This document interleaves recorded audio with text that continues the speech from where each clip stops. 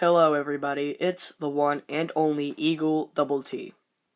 Welcome to my video. Is the PS4 worth it? Well, it really just depends who you are. If you like PlayStation consoles, then you'll get this, and if you like Nintendo or Xbox, then you'll get a Wii U or an Xbox One. Controller. Controller is much better than previous DualShocks. Unlike older DualShocks like the DualShock 2, there is no longer a huge grip. It is no longer as lightweight and it'll fly out of your hand. It is no longer as cheap. The joysticks are much better and you don't hit your thumbs together. The D-pad is actually one that's usable. The D-pad, it's slightly better, bigger joysticks. Much better. Instead of making a mushroom-like design, they dip in and you have much better grip. It is rechargeable. It's more full, better triggers, bumpers. It's overall a better controller. But if you do not like PlayStation controllers, then you may not want to buy this console. The good parts about it are the design is very sleek, very good. It'll look very good in the living room. The games are this is probably the best PlayStation lineup that they've ever made. Nathan Drake, Call of Duty Black Ops 3, Ghosts, Destiny, Mortal Kombat X, NBA 2K, MLB 14 The Show. There's a lot of pretty good games. It is lacking first-party games, but it has a lot of great third-party games like Black Ops 3.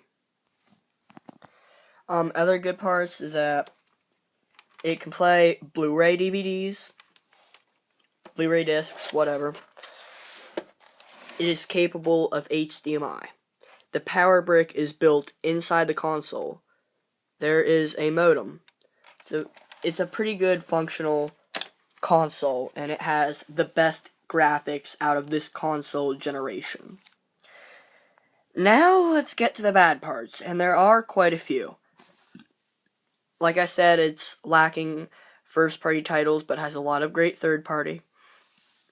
The controller, don't like the controller, don't get the console. Get an Xbox One or a Wii U. USB ports, there are only 2 of them. And some flash drives do not even fit between the gap. So if you run out of storage on your console, and you don't want to get an internal hard drive, then you'll put a couple flash drives on the front of this. Well, you'll need to plug this controller in a lot because it dies really quickly. So if you have 2 flash drives in that you need both of them to be in, you cannot charge a controller and play at the same time. It is not possible.